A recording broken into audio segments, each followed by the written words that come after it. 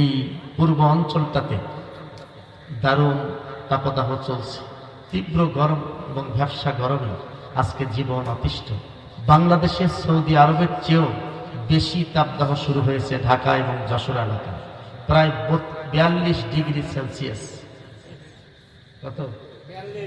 42 degree Celsius, যেটাতে পিসগুলি গলে যাচ্ছে। 45 ডিগ্রি সেলসিয়াস তাপমাত্রা হলে ভাত রান্না করা যায়। কি রান্না করা যায়? ভাত। চিন্তা করেন তাহলে। আর বাংলাদেশে বর্তমান চলছে কত? 42 ডিগ্রি সেলসিয়াস। এই তাপমাত্রা বর্তমান আছে। এটা আমাদের জন্য অত্যন্ত একটি গজবের, এটা গজব এর সময় চলছে, ঠিক কিনা বলেন? আমরা এই বিষয়টা আজকে সামনে রেখেই আলোচনা পেশ করার চেষ্টা করব ইনশাআল্লাহ। আরো যারা বলেন ইনশাআল্লাহ। সম্মানিত ভাইরা, আপনাদের সঙ্গে প্রথমে এটা চুক্তি হওয়া দরকার, কোরআনের আলোচনা শুনবেন না কিসসা কাহিনী? এ ভাই পেছনের গিলা কি মনে করতেছে? কোরআনের আলোচনা শুনবেন না কিসসা কাহিনী? রাত তো গভীর, কিসসা শুনতে কিছু মানুষের খুব ভালো লাগে, কিন্তু কোরআন শুনলে একটু মজা কম, সওয়াব বেশি। কিসসা শুনলে মজা বেশি, সওয়াব একেবারে কম। কোনো কোনো কিসসা শুনলে কবিরা গুনাহ হবে। এই জন্য কিসসা শুনবেন না, কোরআন কোনটা? আরো যারা বলেন কোনটা? আজকে কোরআনের কথা বলা এত সহজ বিষয় নয়। আমাদের প্রিয় মাতৃভূমি বাংলাদেশে যারাই কোরআনের জনপ্রিয়তা অর্জন করেছে, আজকে তারাই সবচেয়ে বেশি মহাবিপদে আছে, ঠিক কিনা বলেন? আমার এই বাংলাদেশে কোরআনের জনপ্রিয়তা অর্জন যারাই করেছিল, তাদের মধ্যে আমির হামজার মতো একজন উদীয়মান তরুণ, যিনি কোরআন থেকে কথা বলেছেন, 3টি বছর জেল খেটে তাকে বের হতে হয়েছে, ঠিক কিনা বলেন? এই কোরআনের কথা যারাই আজকে বলেছেন, মিজানুর রহমান আজহারি, যার এক একটা মাহফিলে বাংলাদেশের কোন নেতা, কোন এমপি মন্ত্রী টাকা দিয়ে বিরিয়ানির প্যাকেট খাওয়ার পরে এত লোক জোগাড় করতে পারবে না, সেই মিজানুর রহমান আজহারি কোরআনের জনপ্রিয়তা অর্জন করার কারণেই বাংলাদেশ থেকে তাকে তাড়িয়ে দেওয়া হয়েছে, ঠিক কিনা বলেন? আর আবার কোরআনের জনপ্রিয়তা অর্জন করার কারণেই আজকে আল্লামা মামুনুল হক জেলের ভিতরে পড়ে মরেছে। আজকে কোরআনের জনপ্রিয়তার কারণেই কাজী ইব্রাহিম, যিনি মিডিয়া ব্যক্তিত্ব বাংলাদেশে নাই, বিদেশে তাকে অবস্থান করতে হয়েছে। কোরআনের জনপ্রিয়তার কারণেই আল্লামা সাইদিকে 13 বছর জেল কেটে জীবন দিতে হয়েছে, ঠিক কিনা বলেন? আর আমার সেই কোরআনের কথা বলা, আজকে আমরা কোরআনের কথা বলা এটা দুঃসাহসিক ব্যাপার। কোরআনের কথা বললেই এক শ্রেণীর মুনাফিকদের শরীরের ভিতরে গায়ে জ্বালা ধরে, যে জ্বালার কারণে বক্তাকে বাধা দেয়, কোরআনের কথা বলতে বাধা দেয়, কোরআনের হক কথা বললেই মাইক পর্যন্ত কেড়ে নেয়। এরকম অবস্থা আছে না নাই? আরো যারা বলেন আছে না নাই? আজকে কোরআনের হক কথা বলা হবে। কোরআনের এই হক কথা শোনার পরে কেউ যদি বাধার সৃষ্টি করে, জীবনের সর্বোচ্চ শক্তি দিয়ে সেই বাধা প্রতিহত করতে কারো কারো দিয়েছেন তো হক কোরআন লেখে দেখাবে।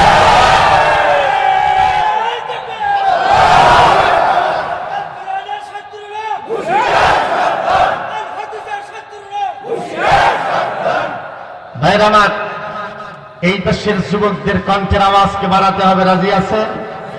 এই দেশের যুবক যারা আছেন, কণ্ঠের আওয়াজকে বাড়াতে হবে।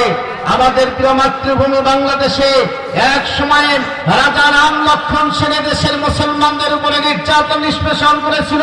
গরু জবাই করতে দেয় নাই, ভালো চাকরি মুসলমানদেরকে করতে দেয় নাই, বাংলাদেশের মুসলমানদের উপরে দারুণ ষড়যন্ত্র করেছিল, নির্যাতন নিষ্পেষণ করেছিল। ইখতিয়ার উদ্দিন মোহাম্মদ বিন বখতিয়ার খলজির মাত্র 17 জন যুবক এত উঁচু স্বরে আল্লাহু আকবারের তাকবীরের আওয়াজ উচ্চারণ করেছিল, আকাশ বাতাস প্রকম্পিত হয়েছে, রাজা রাম লক্ষণ সেনের রাজ দরবার প্রকম্পিত হয়েছে। 17 জন যুবকের তাকবীরের আওয়াজে রাজা রাম লক্ষণ সেন খাওয়া ছেড়েই বাড়ির পাচন দরজা দিয়ে রাষ্ট্র ছেড়ে পালায়ে গেছে, ঠিক কিনা বলেন? আজকে সেই 17 জন যুবক আছেন না বেশি? আরো যারা বলেন 17 জন না বেশি? সেই ইখতিয়ার উদ্দিন মোহাম্মদ বিন বখতিয়ার খলজির 17 জন যুবকের কণ্ঠের মতো করে আজকে বাংলাদেশে কোরআনের বিরুদ্ধে, ইসলামের বিরুদ্ধে, মানবতার বিরুদ্ধে যারা ষড়যন্ত্র করছে, তাদের ব্যাপারে আরেকবার তাকবীরের আওয়াজ উচ্চারণ করতে হবে। কারা কারা যুবকেরা রাজি আছেন তো হাত তুলে আল্লাহকে দেখাবে।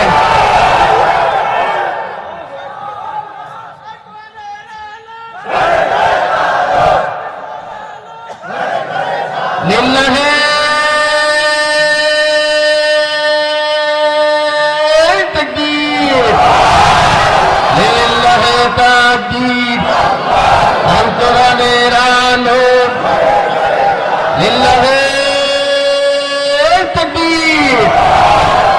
আল্লাহ তাআলা কবুল করুক সবাই আমিন। আর একটু জোরে বলেন আমিন। গোটা পৃথিবীতে আজকে মুসলমানরা সবচেয়ে বড় নির্যাতিত নিষ্পেষিত, ঠিক কিনা বলেন? আরো জোরে বলেন ঠিক কিনা? আমার এই পৃথিবীতে বর্তমান যে প্রেক্ষাপট চলছে যদি আপনি বিশ্লেষণ করেন তাহলে দেখবেন যে এই পৃথিবীতে বর্তমান গোটা পৃথিবীর অধিকাংশ গণতান্ত্রিক রাষ্ট্রগুলিতে সেই সময়ের আল্লাহ রাসূলের ভবিষ্যৎবাণী স্বৈরতন্ত্র আজকে জেকে বসেছে, ঠিক কিনা বলেন? স্বৈরতন্ত্র জেকে বসেছে গোটা পৃথিবীর। আজকে অবস্থাটা হলো স্বৈরতন্ত্রের অবস্থা, ঠিক কিনা বলেন? আজকে আমাদের প্রিয় মাতৃভূমি বাংলাদেশেও সেই অবস্থা থেকে আমরা বেবামুল ভুলে যাই। ভাইরা আমার, ভালো করে শুনে নেন, আল্লাহ রাব্বুল আলামিন এই পৃথিবী তৈরি করেছেন আজ থেকে 550 বছর আগে, 550 কোটি বছর আগে। কত কোটি?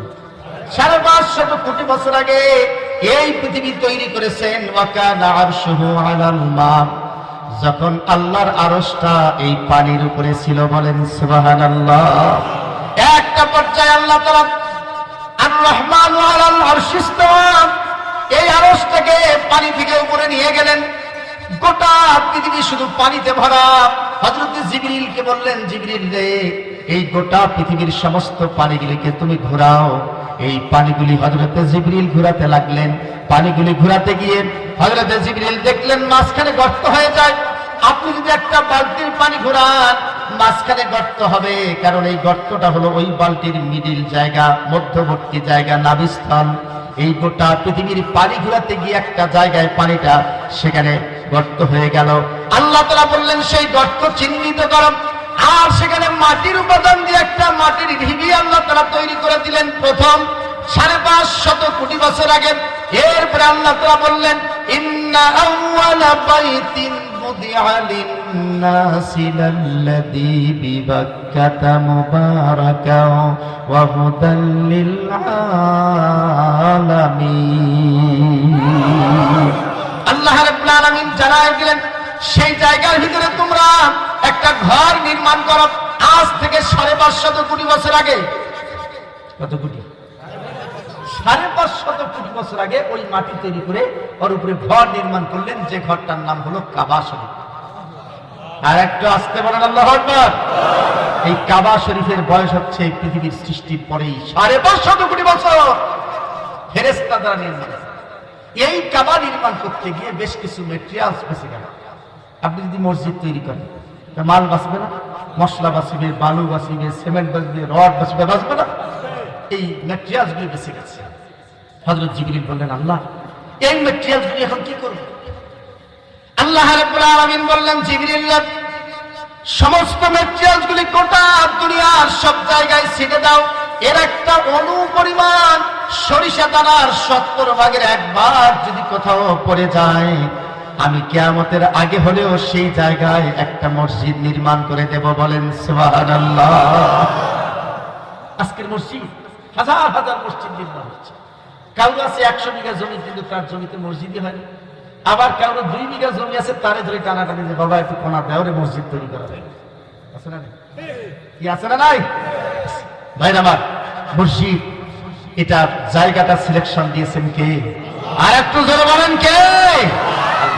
সেই মসজিদ নির্মাণ করা এখন হয়েছে সোয়ালা চান্দা ফেদরা, 2 টাকা করে রাস্তার চান্দা কালেকশন করে মসজিদ করে, যেটা ইসলামে আসলে জায়েজই নাই। কিন্তু মূল্যে এই কথা বললে ভেজাল আছে। আরে ভাই 2 টাকা দেয়, কয় টাকা? কয় টাকা? এ বাবা, এ বাবা, এই কি হলো বাবা? এ বাবা বসো। হ্যাঁ, আরে জায়েজ বলে ঠিক আছে, পেশাব করে দেখবে। চেহারা মানুষকে আমরা সকালে পেশাব 2 টাকা দেয়। আর মুলবি ঢাকুরিয়া করে ওই দেখবেন যে কালেকশনের চেল্লেছে, দানকারীর পিতা মাতা আল্লাহ সুখে রাখেন কবর, নূরের টুপি মাথায় দিয়ে 2 টাকার জালি কাটা টুপি পাওয়া যায় না, আর মুলবি 2 টাকাতে নূরের টুপি মাথা দিয়ে খেলে মাথার দেওয়া শেষ। যেটা কথা হইল রে, এটা ইসলামের জন্য একটা বেমানা। মসজিদ ওই এলাকাবাসীর জন্য নির্মাণ করা ফরজ। মসজিদের চট বাড়ির বেডশিটের দামের চেয়ে যদি কম হয়, এলাকাবাসী গুনাহগার হবে। মসজিদের সৌন্দর্য এলাকার বিল্ডিং এর চেয়ে যদি কম সৌন্দর্য হয়, এলাকাবাসী গুনাহগার হবে। এই মাসালা তো কোনোদিন মুলবি দেয় না। হ্যাঁ, মুলবি 2 টাকা আছে।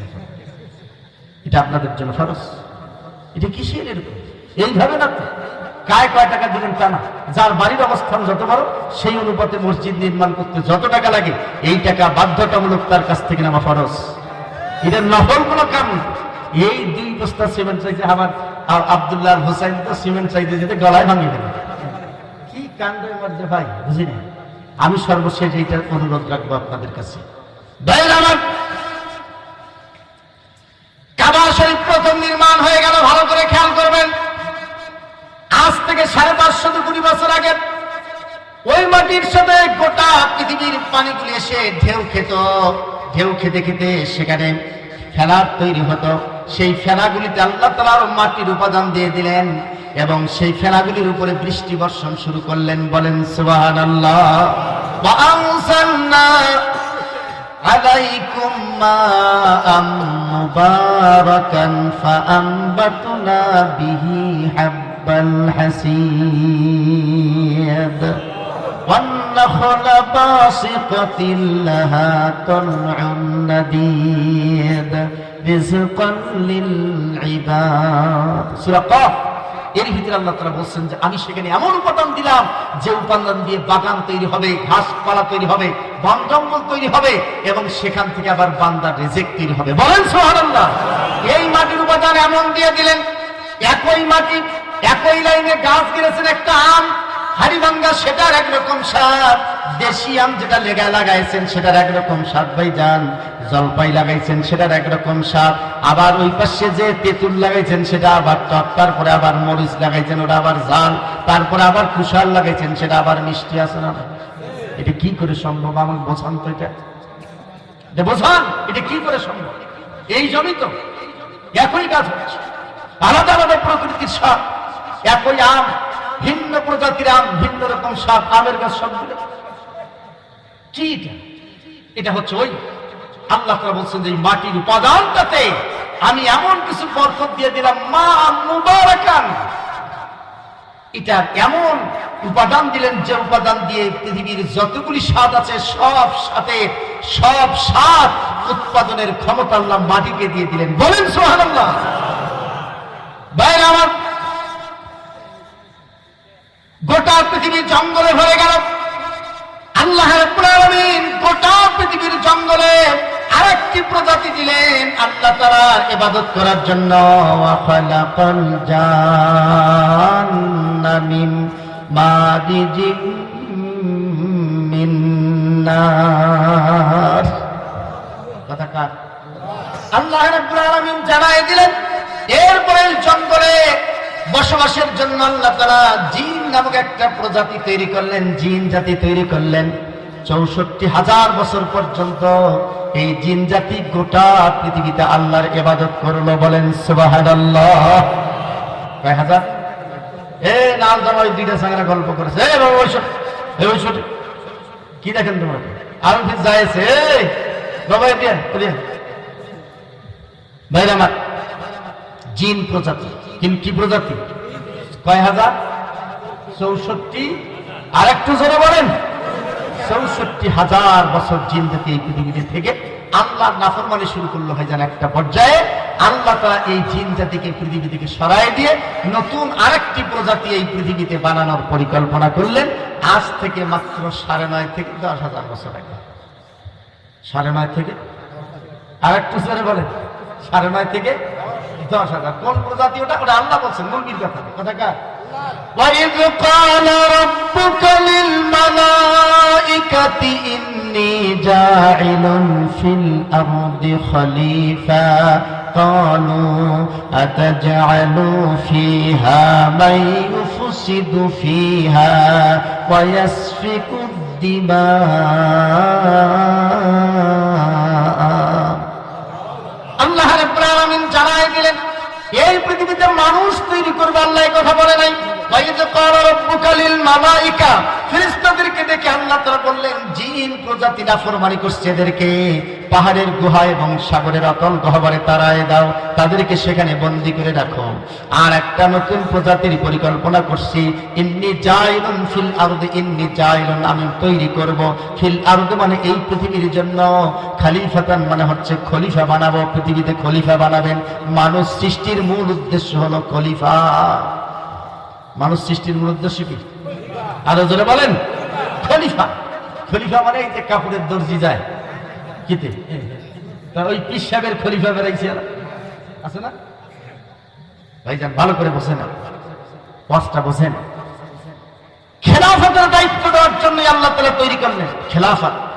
খলিফা মানে খেলাফত। সমস্ত নবীরা এই পৃথিবীতে এসেছেন খেলাফতের জন্য। আজ থেকে মাত্র 9.5 থেকে 10,000 বছর আগে এই পৃথিবীতে মানুষ আসার বয়স লাখ লাখ বছর হয় নাই। পৃথিবীর বয়স হচ্ছে 550 কোটি বছর, আর মানুষ হচ্ছে মাত্র 9.5 থেকে 10,000 বছর আগে। ভাইজান একটা হিসাব তো করেন তো, এই পৃথিবীর 50,000 বছর সমান হচ্ছে আখেরাতের একদিন। কয় হাজার বছর? 50,000 বছর সমান আখেরাতের। বর্তমান বাংলা পৃথিবীতে মানুষ আসার বয়স একদিন, আখেরাতের একদিনের কয় ভাগের এক ভাগ? 5 ভাগের 1 ভাগ। তার মানে এক নাস্তার বেলায় হয়। এই মানুষ পৃথিবীতে আসার এখন এক নাস্তার বেলায় হয়নি, তারে পাওয়ারের ঠেলায় তো মানুষ বাঁচে না ভাইজান, কি হয় না? তারে পাওয়ারের ঠেলায় বাঁচে না। অথচ আখেরাতে একদিনের তুলনায় এক নাস্তার বেলায় হয়নি এখনো মানুষ আসে। এখন থেকে রাসূল আসার বয়স হচ্ছে 1,500 বছর। রাসূল থেকে হযরত ইব্রাহিম আলাইহিস সালামের দূরত্ব হলো 2,500। দেড় আর আড়াই কত হয়েছে? হ্যাঁ, দেড় আর আড়াই 4,000। হযরতে ইব্রাহিম আলাইহিস সালাম থেকে নূহ নবীর দূরত্ব হলো 4,000। তাহলে 4 কত হয়েছে? আর নূহ নবী থেকে হযরত আদমের দূরত্ব হলো 1,500। কত হয়েছে তাহলে ভাইজান? এরাও 10,000 করে, 10,000 9,500 বছর এই পৃথিবীতে খেলাফতের বয়স। ভাইরা আমার, আল্লাহ তাআলা এই পৃথিবীতে মানুষ সৃষ্টির উদ্দেশ্য দুইটা। 1 নম্বর হলো খেলাফত, 1 নম্বর কি? 2 নম্বর হলো ইবাদত, 2 নম্বর ওয়ামা খালাকুতুল জিন্না ওয়াল ইনসা ইল্লা লিয়াবুদুন। ভাইরা আমার, খেলাফত মানে হলো শাসন কার্যে অংশগ্রহণ করা। খেলাফত মানে কি? শাসন কার্যে অংশগ্রহণ। রাজনীতি হয় আপনি এমপি মন্ত্রী হবেন, না হলে এমপি মন্ত্রীর কর্মী হবেন, না হলে কোনো রাজনৈতিক দলের নেতা হবেন, না হলে কোনো কর্মী হবেন, না হলে কর্মীও যদি না হন সমর্থক হবেন, সমর্থক যদি না হন ভোটার হতে হবে। এই স্তরগুলির কোন একটা স্তরে থাকা আপনার জন্য ফরজ। নফল না, এটা ফরজ। এটা কি? ফরজ। রাজনীতিহীন খেলাফতহীন জীবন যাপন করা পশুত্বের জীবন, এটা মানুষের জীবন নয়। যারা রাজনৈতিকহীন খেলাফতহীন জীবন যাপন করে ফেরেশতা ছাড়তে চায়, তারা পশুত্বের জীবন যাপন করে। ভাইয়েরা আমার, খেলাফতের সঙ্গে আপনাকে জড়িয়ে থাকতে হবে, এটা আপনার সৃষ্টির উদ্দেশ্যে, এটা ফরজ। এটা কি? আরো জোরে বলেন। ভাইয়েরা আমার, হযরত আল্লাহ রাসূল ইন্তেকালের পরে প্রথম খলিফার নাম কি? হযরত আবু বকর খলিফা হলেন। কেন ভাইজান? কেন খলিফা? এত বড় জান্নাতি মানুষ, কয়জন জান্নাতি সাহাবী? কয়জন? 10 জন। তার 1 নম্বর কে? আবু বকর। যিনি জান্নাতি মানুষ 1 নম্বর, তাকেই প্রথম খলিফা মুসলমানরা বানাইছে। খেলাফতের দায়িত্ব, শাসন কার্য।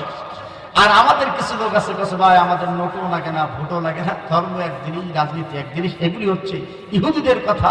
ইহুদিদের দালাল বাইরে কথা বলতে পারে, এটা কোরআন হাদিসের কথা না। আরো যারা বলেন ঠিক কিনা?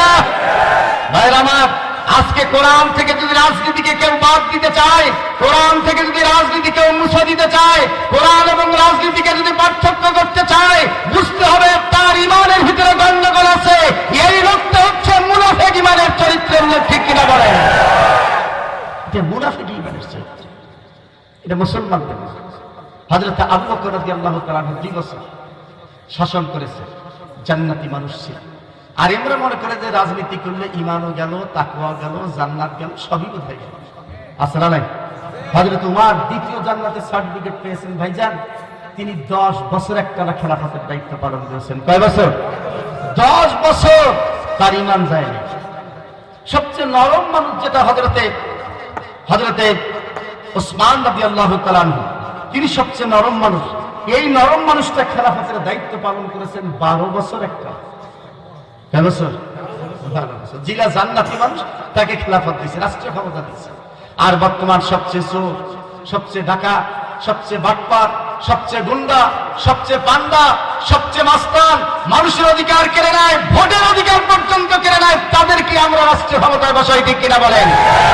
এটা মুসলমান এই কাজ করতে পারে না। ভালো করে একটা কথা মনে করবেন, আজকে কবর জগতের ভিতরে আপনাকে 3টি প্রশ্ন করা হবে। ভাইজান কয়টা? আরো জোরে বলেন কয়টা? 2টা প্রশ্ন করলে অসুবিধা কি ছিল ভাইজান? 4টা প্রশ্ন করলে আপনার কি অসুবিধাটা আসলে আমাকে এটা বুঝান। আচ্ছা ভাইরা আমার, আরেকটা কথা বোঝান তো আপনারা। আল্লাহ তাআলা জানেন কিনা যে আপনার আমল কি জান্নাতি না জাহান্নামী? আল্লাহ জানে কিনা? ভাইজান আপনার কথা জানে কিনা? আমার কথা জানে কিনা? আল্লাহর এই প্রশ্ন করার দরকার কি? দুমদুম করে লিখে দিতে অমুক অমুক জান্নাতি, অমুক অমুক জাহান্নামী। কিসের প্রশ্ন আর কিসের কবরের সওয়ালের কি দরকারটা ছিল সেইটা বোঝান। ও ভাইজান কথাটা ঠিক কিনা? জান্নাতি কে আর জাহান্নামী কে আল্লাহ জানে না? তা আল্লাহ এত জানার পরে একটু প্রশ্ন করার দরকার কি? কয়টা প্রশ্ন করিবে? আরো জোরে বলেন কয়টা? ভাইরা আমার, ভালো করে বুঝলেন ভাইজান, কবরে যে 3টি প্রশ্ন করা হবে, আজ পর্যন্ত কোন হুজুর আপনাদেরকে বলেছে নাকি যে কবরের 3টি প্রশ্ন যেটা করা হবে যে সেখানে নামাজ পড়ে আসছেন কিনা বেটা সেই কথা বলে যাও? বলবে নাকি? কবরে কোনোদিন কবে নাকি বেটা সুদ খাইছো নাকি কয়ে যাও, ঘুষ খাইছো কিনা কয়ে যাও, রোজা রাখছো কিনা কয়ে যাও, যাকাত দিছো কিনা কয়ে যাও? আজ পর্যন্ত কোনো মৌলবি কইছে নাকি কবরে এগুলা প্রশ্ন করা হবে নাকি? কথাটা বুঝেন? এই যে নামাজ পড়তেছেন, রোজা করতেছেন, হজ করেছেন, যাকাত দিয়েছেন, তাসবিহ তাহলিল, এত দান সদকা, এত কোরআন শরীফ পড়া, সব তো কবরে নাজাতের জন্য নাকি? ভাই আল্লাহ তাআলা নাজাত দেয়। সেই কবরে আপনি যে গেলেন, আপনার ইবাদতের নামাজের কথা নাই, রোজার কথা কবে না, হজের কথা কবে না, যাকাতের কথা কবে না, সুদ ঘুষের কথা করবে না, তাসবিহ তাহলিলের কথা কবে না, কোরআন শরীফ পড়ছেন কিনা সেটাও হবে নাকি? প্রশ্ন কয়টা? এই 3টা প্রশ্ন এলে আছে। এই ভাইজান আছে? তাহলে কি প্রবাস আছেন যে আমরা যে হুজুর নামাজ রোজা করলে দিলে কি বৃথা যাবে? কি এগুলো বৃথা যাবে? ভাইরা আমার, ভালো করে কান খুলে শুনে নেন। কবর জগতে যে 3টি প্রশ্ন করা হবে, এই 3টি প্রশ্ন হলো আপনার খেলাফতের প্রশ্ন, রাজনৈতিক জীবনের প্রশ্ন করা হবে। প্রথম প্রশ্ন করা হবে মান রব্বুকা, তোমার আইনদাতা আল্লাহ ছিল নাকি তোমার দল ছিল? তোমার আইনদাতা আল্লাহ ছিল নাকি তোমার নেতা ছিল? এইটা জিজ্ঞেস করা হবে। এই যে দুনিয়া থেকে যাচ্ছিল তুমি কবরে, নামাজ রোজার কথা কবরে বলা হবে। প্রথম কথা বলা হবে আপনার রাজনৈতিক জীবন, ওই খেলাফত যে তুমি কার রাজনীতি করে আইনটা মানিয়ে আসছো, কার দলের নেতা নাকি আল্লাহ? কার আইন মানবেন? আর একটু জোরে বলেন। নেতার আইন মানলে কবরে বলা যাবে? আরো জোরে বলেন যাবে?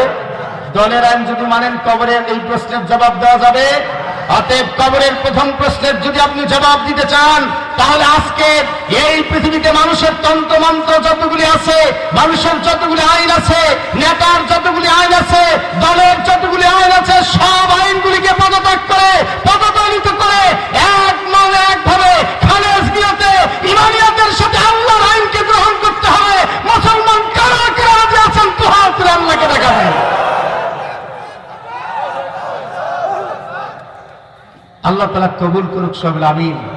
তাকবীর দেওয়ার মতো একজন ছেলের দরকার, হাত তুলেন তো কে দিবার পারিবেন? দেখেন তো হাত কায় দিবার পারিবেন তাকবীর? একটা চ্যাংরা দেখছেন কেন? নাই একটা ছেলে তাকবীর দেওয়ার মতো আছে না? নাই। এই তাকবীর ধরার মতো ছেলে আছে? সব দেখি যে এরা যুবক থেকে পদত্যাগ করা দরকার নাকি? হ্যাঁ ভাইরা আমার, শুনুন ভালো করে। 2 নম্বর প্রশ্ন করা হবে আমার দিন, তোমার সংবিধানটা কি ছিল? আমাদের সংবিধানের নাম কি? বাংলাদেশের সংবিধান 72 সংবিধান। কোনটি কোরআন পালন? বাংলাদেশের বর্তমান সংবিধান কোরআন না 72-এর? কবরের জবাব কি 72-এর দিলে হবে না কোরআনের দেওয়া লাগবে? আপনি এখন 72 মানবেন, দিবেন কোরআন, পারবেন? আরো জোরে বলেন পারবেন? আরো জোরে বলেন পারবেন? এটা কোরআন সংবিধান মানতে হবে, কোরআন না 72-এর? আরো জোরে বলেন কোনটা? আরো জোরে বলেন কোনটা? এইটারই নাম তো রাজনীতি রে ভাই। এটাই কবর জগতে জিজ্ঞেস করা হবে যে এই যে জীবন মরি যাস না কবর, কোন রাজনীতি, কোন সংবিধানের রাজনীতি মানছে? সেটা 72-এরটা না কোরআনেরটা? এটা কয়েছে বাইরে আমার 3 নম্বর প্রশ্ন করা হবে, আমার নাবিউকা। কি প্রশ্ন? আমার নাবিউকা, তোমার আদর্শের নেতা কে ছিল? বর্তমান যে দল করে সেই দলের নেতাকে তারা আদর্শের নেতা মনে করে। যারা আওয়ামী লীগ করে তারা মনে করে যে মুজিব হচ্ছে তাদের আদর্শের নেতা, তারা মুজিব সেনা হিসেবে নিজেদেরকে দাবি করে। যারা বিএনপি করে ভাইজান, এরা আবার দাবি করে যে তারা হচ্ছে জিয়ার সৈনিক। আরো জোরে বলে, আরে ভাই আছে না নাই? এটাই তো বাস্তবতা। আজকে যে দল করছেন আপনি, সেই দলের নেতাকে আপনি আপনার আদর্শের নেতা মানেন, কিন্তু আপনার সেই নেতা শেখ মুজিব এবং জিয়া তিনি আল্লাহ রাসূলকে আদর্শের নেতা মানছে, ঠিক কিনা বলেন? খালি আপনি মাঝখানে ভুল করতে আছেন। আদর্শের নেতা মানতে হবে আল্লাহ রাসূলকে, দলীয় নেতা মানতে হবে জিয়াকে, শেখ মুজিবকে, তারপর অন্যান্য দলের যারা আছে তাদেরকে মানবেন, অসুবিধা নাই। কিন্তু আদর্শের নেতা তাদেরকে মানা যাবে। আল্লাহ রাসূল ছাড়া পৃথিবীর কোন মানুষকে আদর্শের নেতা মানা হারাম, কবিরা গুনাহ, শিরক, জায়েজ নয়। তাদেরকে দলীয় নেতা মানবেন, কোনো অসুবিধা নেই। আদর্শের নেতা মানা যাবে। আদর্শের নেতা একমাত্র কে? জনাবে মুহাম্মদ রাসূল, আরো জোরে বলেন সাল্লাল্লাহু আলাইহি ওয়াসাল্লাম। ভাইরা আমার, এই প্রশ্ন কয়টা গেছে? এই 3টা প্রশ্ন রাজনীতির নাকি সমাজনীতির নাকি কি? এই কোরআন থেকে এই 3টি প্রশ্ন হচ্ছে আপনার রাজনৈতিক জীবন, খেলাফতের প্রশ্ন। ভাইরা আমার, তাহলে বলবেন যে হুজুর নামাজ রোজা হজ যাকাত করলে সেগুলোর দশাটা কি হবে? ভালো করে শুনে নেন ভাইজান, কিয়ামতের ময়দানে আপনার নামাজগুলিকে ওজন করা হবে। কত নামাজের সব হয়েছে ওজন করা হবে মিজানের পাল্লায়। আপনি কোরআন কতটুকু তেলাওয়াত করেছেন কিয়ামতের ময়দানে ওজন করা হবে। আপনি কতটুকু হজ করেছেন হজের সবটুকু ওজন করা হবে। আপনার যাকাতের সবটুকু ওজন করা হবে। আপনি ঘুষ খেয়েছেন কতগুলি, সেই পাপকে ওজন করা হবে। কতটুকু সুদ খেয়েছেন সেই পাপকে ওজন করা হবে। কতটুকু মিথ্যা বলেছেন সেটাকে ওজন করা হবে কিয়ামতের ময়দানে। তার মানে হলো কবর জগতে আপনার খেলাফতের প্রশ্ন করা হবে, আর ইবাদত করা হবে কিয়ামতের ময়দানে। কবরে খেলাফত, আখিরাতে হচ্ছে ইবাদত। এই দুইটির সমন্বয়ে একজন মানুষের জীবন। আপনাকে খেলাফত মানতে হবে, ইবাদত করতে হবে। বলেন সুবহানাল্লাহ। দুইটাই, খেলাফত মানতে হবে, ইবাদত করতে হবে। খেলাফত হচ্ছে কবরে, ইবাদত হচ্ছে কোথায়? কিয়ামতের ময়দানে আপনার ওজন করা হবে সবকিছু। ভাই ভাইরা আমার, আচ্ছা বলেন তো ভাই, এই বাঘ এটা দেখেন, এটা যদি নষ্ট হয়ে যায় ওটা থুবেন না ফেলে দিবেন? হ্যাঁ, এটা যদি পানি ফুলি যায় এটা থুবেন না ফেলে দিবেন? তার মানে যে জিনিসটা যে উদ্দেশ্যে সৃষ্টি হয়েছে, এই উদ্দেশ্য যখন হাসিল হবে না তখন ওইটাকে মানুষ যেমন ফালায় দেয়। এই পৃথিবী সৃষ্টির মূল উদ্দেশ্য হলো খেলাফত। যেই দিন এই পৃথিবীতে আল্লাহর খেলাফতের পক্ষে একজন লোক থাকবে না, সেই দিন আস্তে করে আল্লাহ তাআলা পৃথিবীকে ফালায় দেবেন। এইটার নাম হবে কিয়ামত। এটার নাম কি? কিয়ামত এমনি হবে। এত সুন্দর পৃথিবী আল্লাহ তাআলা তৈরি করলেন, দুম করে ফেলে দিলেন কেন? ওই জন্য যে পৃথিবীর সৃষ্টির উদ্দেশ্য, মূল উদ্দেশ্য খেলাফত। এই খেলাফত যেদিন হাসিল হবে না সেই দিন এই পৃথিবী আর আল্লাহ রাখবেন, এটা ফেলাই দেবে। সেইটার নাম হচ্ছে কি? কিয়ামত। সেটার নাম কি? কিয়ামত। অতএব এই পৃথিবীতে আমরা যারা আছি আমাদের মূল থিমটা হলো খেলাফত। মূল থিম কি? আর যারা বলেন কি? ভাই আমার, বন্ধুগণ আমার, এই পৃথিবীতে যারা আল্লাহর খেলাফত মানবে আল্লাহ তাকে জান্নাত দিয়ে দেবেন। আর যারা এই পৃথিবীতে মানুষের খেলাফত মানবে আল্লাহ তাআলা তাদেরকে জান্নাত দেবে না, মানুষের কাছ থেকে তাদের খেলাফত নিতে হবে। ভাইরা আমার, এই খেলাফতের জন্য যারা কাজ করবে আল্লাহ রাব্বুল আলামিন সেই লোকগুলির মর্যাদাও বাড়ায় দেবেন। বলেন সুবহানাল্লাহ। কি বাড়ায় দেবেন? আল্লাহ নবী জানায় দিলেন, ইন্না ফিল জান্নাতি মিয়াতা দারাজা আ'আদ্দাহা আল্লাহু লিল মুজাহিদিনা ফি সাবিলিল্লাহি মা বাইনা দারাজাতাইনি কামা বাইনাস সামাই ওয়াল আরদি ফাইজা সাআলতুমুল্লাহা ফাসআলুহুল ফিরদাউসা ফাইন্নাহু আওসাতুল জান্নাতি ওয়া আ'লাল জান্নাহ আরাহু ফাওকাহু আরশুর রহমান ওয়া মিনহু তাফাজ্জারু মিনহুল আনহার। রাওয়াহুল বুখারী আও কামা ক্বালা আলাইহিস সালাতু ওয়াস সালাম। বুখারীর হাদিসের ভিতরে আল্লাহ আল্লাহ রাসূল বলেছেন ইন্না ফিল জান্নাতি মিয়াতা দারাজা, জান্নাতের ভিতরে 100 দরজা থাকবে। কয় শত? আরো জোরে বলেন। 100 মর্যাদার স্তর থাকবে ভাইজান। যেমন আমার মেম্বার আছে, মেম্বারের চেয়ে মর্যাদার বড় হলো চেয়ারম্যান, চেয়ারম্যানের চেয়ারম্যান কিন্তু একটু ভালো এক্সট্রা চেয়ার আছে, চেয়ারম্যানের চেয়ে বড় হলো উপজেলা চেয়ারম্যান, তার চেয়ে বড় হলো এমপি, এমপির চেয়ে বড় হলো মন্ত্রী, আছে না নাই? এগুলো হচ্ছে মর্যাদার স্থান। আল্লাহ রাব্বুল আলামিন জান্নাতের ভিতরে মানুষের জন্য মর্যাদার স্তর এভাবে রেখে দেবেন, এই মর্যাদার স্তর বাড়াতে বাড়াতে 100 গুণ পর্যন্ত আল্লাহ তাআলা বাড়ায় দেবেন।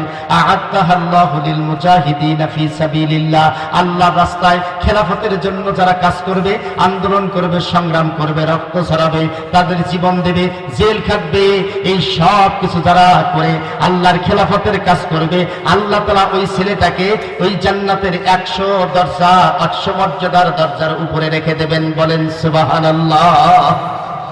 কয়শো? 100। আর যে হুজুর খালি পাঞ্জাবি বলেছে, টুপি গায়ে দিয়েছে, একের জুব্বা, এগুলি ছাড়া ভাই বাঁচে না, কিন্তু আল্লাহর দ্বীন খেলাফত কায়েমের কোনো কাজে নাই, লাগে না, খেলাফত কায়েমের কাজে নাই। কাছে ভাই এই পরিস্থিতি বোঝেন না? হ্যাঁ, এইটা মরিবার যাবেন তো, আছে না? আরে জোরবানা আছে না নাই?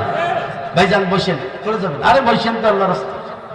ভাই আমার যে ছেলেটা গেঞ্জি গায়ে দেয়, শার্ট পরে, প্যান্ট পরে, আল্লাহর খেলাফত কায়েমের জন্য নিজের জীবনের সর্বোচ্চ ঝুঁকি নিয়ে মামলা খেতে হামলা করে, অঙ্গহানি করে, রক্ত ঝরায় রাজপথে আন্দোলনে খেলাফত কায়েমের জন্য কাজ করে, তার মর্যাদা ওই বসে থাকা হুজুর, যে হুজুর আল্লাহর খেলাফতের জন্য কাজ করে না, তসবিহ তাহলিল টুপি পাঞ্জাবি নিয়ে ব্যস্ত, এই হুজুরের চেয়ে 100 গুণ মর্যাদা উপরে দাঁড়ায় থাকবে। সেই দিন হুজুরের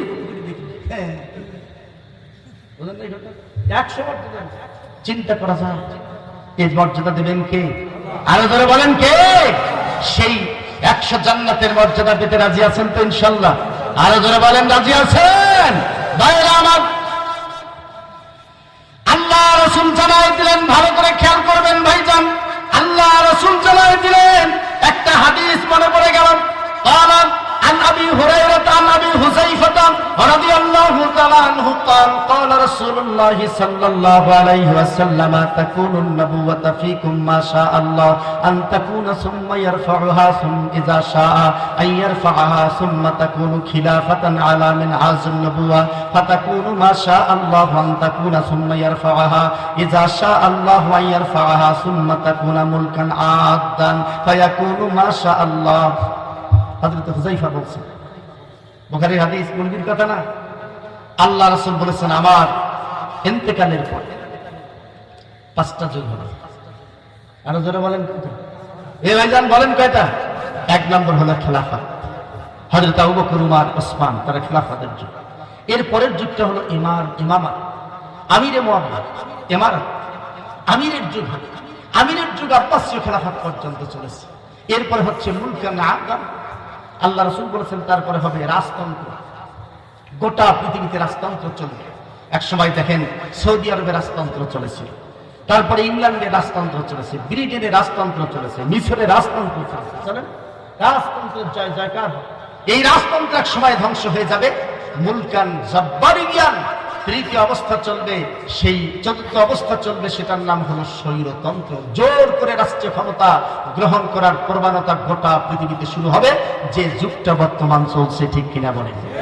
আর একটু আসতে বলেন ঠিক কিনা? বর্তমান রাষ্ট্রীয় ক্ষমতায় যারা আছে মুলকান জাব্বারিয়ান, স্বৈরতন্ত্র এক সময় গোটা পৃথিবীতে প্রতিষ্ঠিত হবে। এই স্বৈরতন্ত্রের যেখানেই পতন ঘটবে, তারপরেই শুরু হবে খেলাফত আলা মিনহাজুন নবুওয়া। আবার খেলাফতের আদলে গোটা পৃথিবীতে আল্লাহর দ্বীন কায়েম হবে।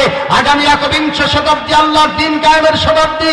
20 শতাব্দীতে আমরা দেখেছিলাম সেই সময়ে ইরানের মাটিতে রাজা শাহ পাহলভী স্বৈরতন্ত্র জোর করে রাষ্ট্রীয় ক্ষমতা ধরে থাকার কারণে ইরানের মুসলমানদের উপরে নির্যাতন নিষ্পেষণ করেছিল। আমরা দেখেছিলাম সেই সময় মিশরের সেই সময়ের স্বৈরতান্ত্রিক সরকার হোসনে মোবারক, জামাল আব্দুল নাসের মুসলমানদের উপরে নির্যাতন নিষ্পেষণ করেছিল। আমরা দেখেছিলাম তুরস্কের মাটিতে স্বৈরতান্ত্রিক সরকার, যাকে লৌহ মানব বলা হতো, সেই স্বৈরতান্ত্রিক সরকার কামাল পাশা আতাতুর্ক মুসলমানদের উপরে 58 বছর পর্যন্ত নির্যাতন নিঃস্বার্থ নিষ্পেষণ চালা হয়েছিল, সেই স্বৈরতন্ত্রের বিরুদ্ধে যখন মুসলিম মুসলমানরা ঐক্যবদ্ধ হয়েছে, ইরানের মাটিতে স্বৈরতন্ত্রের পতন ঘটে আল্লাহর দ্বীন কায়েম হয়েছে, তুরস্কের মাটিতে স্বৈরতন্ত্রের পতন ঘটে আল্লাহর দ্বীন কায়েম হয়েছে, সাসকিয়ার মাটিতে স্বৈরতন্ত্রের পতন ঘটে আল্লাহর দ্বীন কায়েম হয়েছে, এভাবে আফগানের মাটিতে স্বৈরতন্ত্রের পতন ঘটে আল্লাহর দ্বীন কায়েম হয়েছে। আগামী একবিংশ শতাব্দী যেখানে স্বৈরতন্ত্র চলবে, জোর করে যারা রাষ্ট্র ক্ষমতা নিতে চাবে তাদের একবার পতন হলে সেই জায়গায় আল্লাহ তাআলা আবার ইসলামী খেলাফত মিনহাজুন নবুওয়াত আল্লাহর দ্বীন চালু করে দেবেন। আগামী দিনের সেই মুসলিমদের সাথে কাঁধে কাঁধ মিলিয়ে স্বৈরতন্ত্রের বিরুদ্ধে আমাদেরকেও রাজপথের আন্দোলনে খেলাফত প্রতিষ্ঠার জন্য থাকতে হবে। কারা কারা রাজি আছেন হাত তুলে আল্লাহকে দেখাবেন।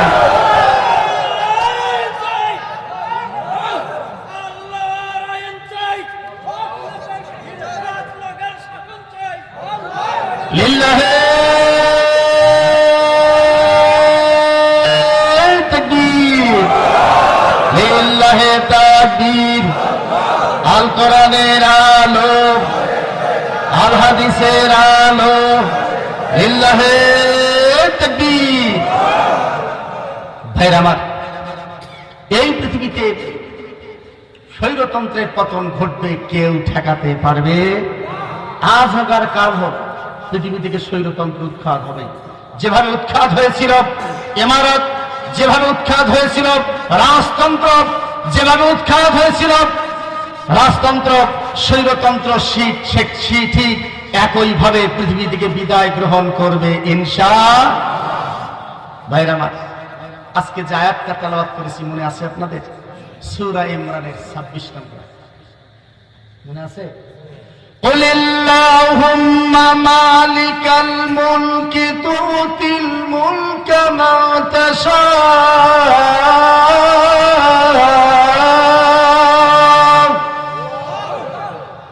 وتعز من تشاء وتذل من تشاء। আল্লাহ তাআলা বলছেন সমস্ত রাষ্ট্রীয় ক্ষমতার মালিক কে? নাকি মানুষ? আরো যারা বলেন মানুষ না আল্লাহ? আল্লাহ। ভাইরা আমার, আল্লাহ তুতিল মুলকা মান তাশা, আল্লাহ যাকে ইচ্ছা রাষ্ট্রীয় ক্ষমতা দেন। ওয়া তানজিউল মুলকা মিম্মান তাশা, যার কাছ থেকে ইচ্ছা রাষ্ট্রীয় ক্ষমতা কেড়ে নেন। আমার একজন সরকারি দলের বন্ধু বলছেন যে হুজুর, এই আয়াতে আল্লাহ তাআলা যাকে রাষ্ট্রীয় ক্ষমতা দেন তিনি রাষ্ট্রীয় ক্ষমতার মালিক হন। আপনি বলেন আমরা দিনে হই আর রাতে হই, কম ভোট পাই আর বেশি ভোট পাই, আর যেভাবে হই রাষ্ট্রীয় ক্ষমতা তো আল্লাহ আমাদেরকে দিয়েছে। এই আয়াত তার প্রমাণ। আপনারা এই রাষ্ট্রীয় ক্ষমতা যে কেড়ে নিবার চান, এইটা আবার কোন দলিলে জায়েজ হইল? ঠিক না? এটা আবার কোন দলিলে জায়েজ? আপনারা রাষ্ট্রীয় ক্ষমতা যে কেড়ে নিতে চাচ্ছেন, এই যে আন্দোলন সংগ্রাম করেন, হরতাল করেন, মিছিল মিটিং করেন, এই যে কেড়ে নিতে চাচ্ছেন, এটা আবার কোন কোরআনে জায়েজ? কোরআনই তো আল্লাহ বলছেন যে রাষ্ট্রীয় ক্ষমতার মালিক কে? আল্লাহ। আর আল্লাহ যাকে ইচ্ছা রাষ্ট্রীয় ক্ষমতা দেন, যাকে ইচ্ছা রাষ্ট্রীয় ক্ষমতা আল্লাহ তার কাছ থেকে কি করেন? কেড়ে নেন। তা আমাকে আল্লাহ তারা রাষ্ট্রীয় ক্ষমতা দিয়ে আমরা রাষ্ট্রীয় ক্ষমতা বসে আছি, তোমরা এটা কারি নিবার চাচ্ছেন কেন? কি হয় কেন? কি হয়ে যান? কি ঠিক কিনা? এটা কেন? কি শোনার দরকার আছে না নাই? জানার দরকার আছে না নাই? ভাইরা আমার, ভালো করে বসে নেন ভাইজান। এই আয়াতে আল্লাহ তাআলা তারপরে এই জবাবটা দিয়েছেন, কিন্তু বেচারা ওই প্রথম কান পড়েছে। দেখবেন যে সব রাজনৈতিক নেতার কিন্তু এই আয়াতটা মুখস্থ আছে। ভুল করুন আর ভালো করুন, আয়াতটা কিন্তু মুখস্থ আছে। কি আছে না নাই? কেউ কেউ আবার দেখবেন যে কিছুদিন আগে দেখছেন না, এক নেতা বাংলাদি লেখে নিতেছ, বাংলাদি লেখে নিছে কুলিল্লাহুম্মা মালিকাল মুলকে, কইতে আর ঠোঁটের আর মুখে আর কলমের দাঁত ভাঙা সারা আছে না? উচ্চারণে করবে না, বাংলাদি লেখছে করবে না। কি আছে না নাই? ভাই আমার, এই আয়াতের জবাব আল্লাহ তাআলা দিলেন, وَتُعِزُّ مَن تَشَاءُ وَتُذِلُّ مَن تَشَاءُ بِيَدِكَ الْخَيْرُ। আল্লাহ রাব্বুল আলামিন জানায় দিলেন, কাউকে কাউকে আল্লাহ তাআলা রাষ্ট্রীয় ক্ষমতা দেন। ভাইজান, এই ছেলে দুইটার কি হলো বাবা? বাবা, এদিক দেখো একটু। ওরে বাবা, আইসো তাড়াতাড়ি, এসো বাবা, তাড়াতাড়ি এসো। যাবেন না? আল্লাহ তাআলা ছেলে দুইটার উপরে রহমত দান করুক, সব আমিন। যাবে না?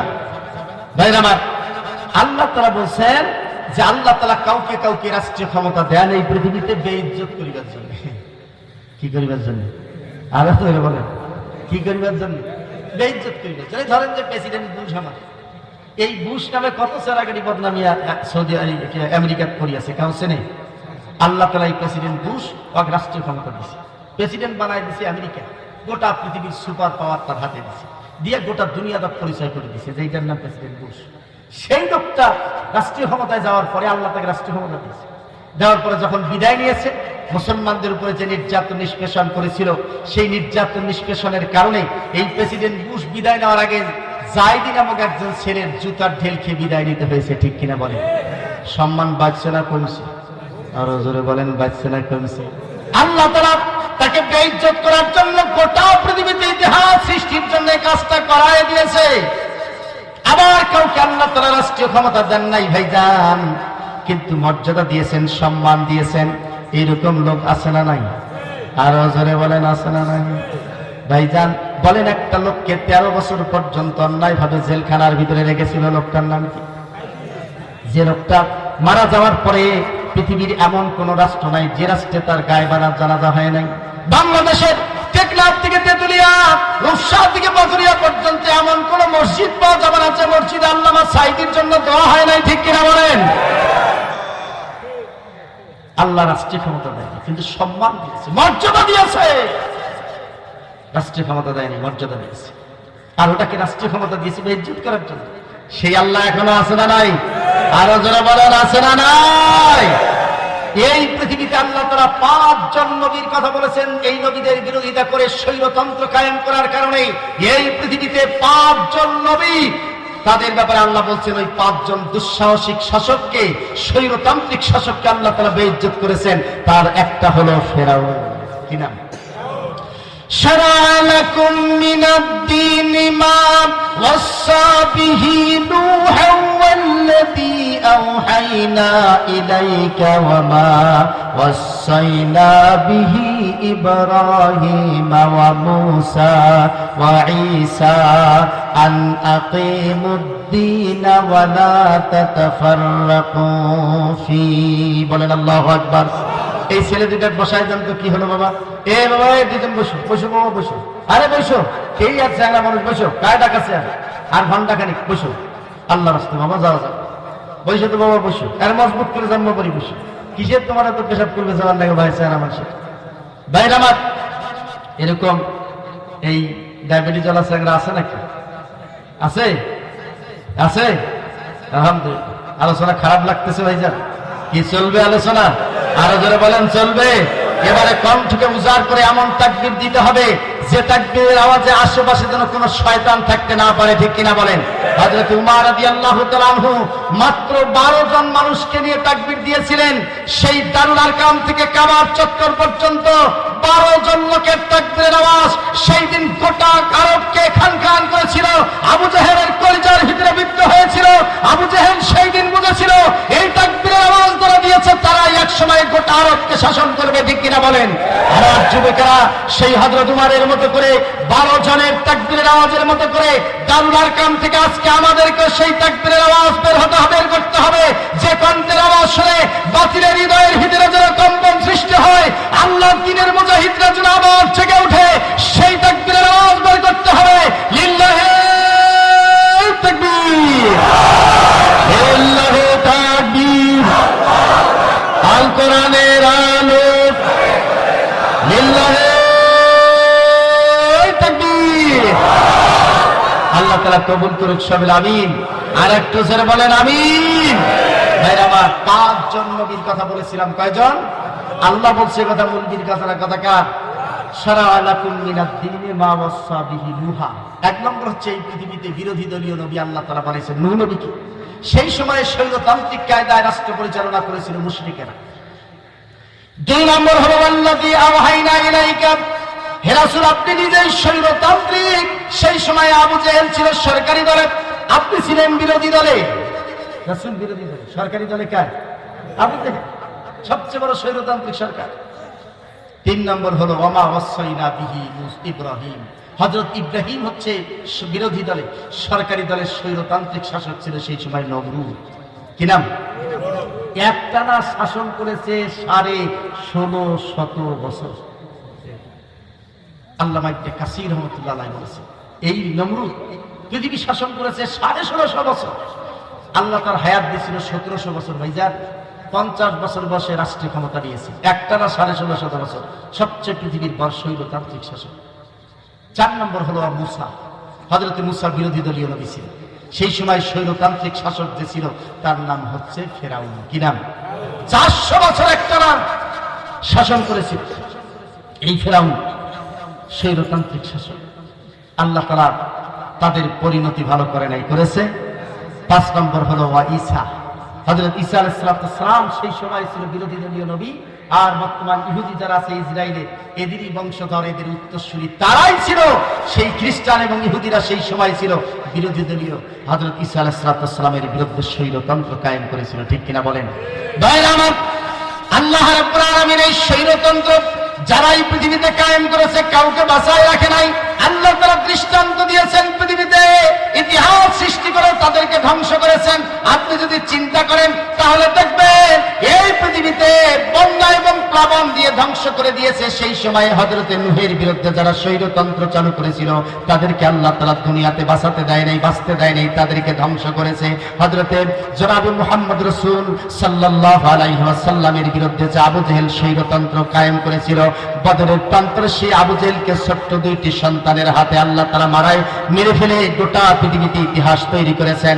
ভাইরা আমার, হযরত ইব্রাহিম আলাইহিস সালামের বিরুদ্ধে স্বৈরতন্ত্র চালু করেছিল সেই সময় নমরুদ, যাকে আল্লাহ তাআলা 10 বছর ল্যাংড়া বসা কামড় দিয়ে মাথার ভিতরে জুতার পিটুনি দিয়ে দিয়ে এই পৃথিবী থেকে বিদায় করে দিয়েছেন। সেই সময় হযরত মুসা নবীর বিরুদ্ধে স্বৈরতন্ত্র চালু করেছিল, যে লোকটার নাম হলো ফেরাউন। সেই ফেরাউনকে আল্লাহ তাআলা নীল নদের পানিতে সুবায়ে একবার উঠেছে আর বলেছে, সেই ফেরাউনকে আল্লাহ তাআলা নীল নদের শহীদ, নীল নদে মেরে ফেলেছে। আল্লাহ তাআলা এই ইতিহাস গোটা পৃথিবীতে সৃষ্টি করেছেন। সেই আল্লাহ এখনো আছে না? না, আর একটু আসতে বলেন, আছে না নাই? ভাইরা আমার, তাহলে ইতিহাস সাক্ষ্য দেয় এই পৃথিবীতে যারা এই স্বৈরতন্ত্র কায়েম করেছিল, সেই নমরুদ আজকে বেঁচে নেই, সেই ফেরাউন আজকে বেঁচে নেই, সে আবু জেহেল আজকে বেঁচে নেই। সেই সময়ের স্বৈরতান্ত্রিক আচরণ যারা করেছিল, পরবর্তী এই আধুনিক বিশ্ব হোসনে মোবারক সে আর বেঁচে নেই। আমরা দেখেছিলাম প্রেসিডেন্ট জর্জ ডব্লিউ বুশ আর বেঁচে নেই, সেই সময় দেখেছিলাম কামাল আতাতুর্ক আর বেঁচে নেই। স্বৈরতন্ত্র যারা চালু করেছে পৃথিবী থেকে তাদের নাম নিশানা পর্যন্ত মুছে গেছে, ইতিহাস সৃষ্টি হয়েছে, মানুষ তাদেরকে ঘৃণা বলে প্রত্যাখ্যান করেছে, ঠিক কিনা বলেন? এই স্বৈরতন্ত্রের পক্ষে থাকতে রাজি না বিপক্ষে থাকতে রাজি? স্বৈরতন্ত্র যেভাবে রাসূলরা তাদের জীবন দিয়ে, রক্ত দিয়ে গোটা পৃথিবীতে স্বৈরতন্ত্র উৎখাত করে আল্লাহর দ্বীন কায়েম করেছেন, সেই স্বৈরতন্ত্র উৎখাত করে এখনো আল্লাহর দ্বীন কায়েমের জন্য মুসলমানদেরকে আর একবার জাগ্রত হতে হবে। মুসলমানরা রাজি আছেন? এটাই পৃথিবীর ইতিহাস। স্বৈরতন্ত্রটা কি জিনিস? অনেকের চিন্তা হলো, হুজুর এই স্বৈরতন্ত্র কি জিনিস? হুজুর এটা আবার দেখতে কেমন? না গড়া না কালা, কি আছে না? এটার ব্যাখ্যা আল্লাহ দিয়েছে। ভাইজান মূলবীর কথা, এই ব্যাখ্যা কে দিয়েছে? وَإِذْ يَمْكُرُ بِكَ الَّذِينَ كَفَرُوا لِيُثْبِتُوكَ أَوْ يَقْتُلُوكَ أَوْ يُخْرِجُوكَ وَيَمْكُرُونَ وَيَمْكُرُ اللَّهُ وَاللَّهُ خَيْرُ الْمَاكِرِينَ।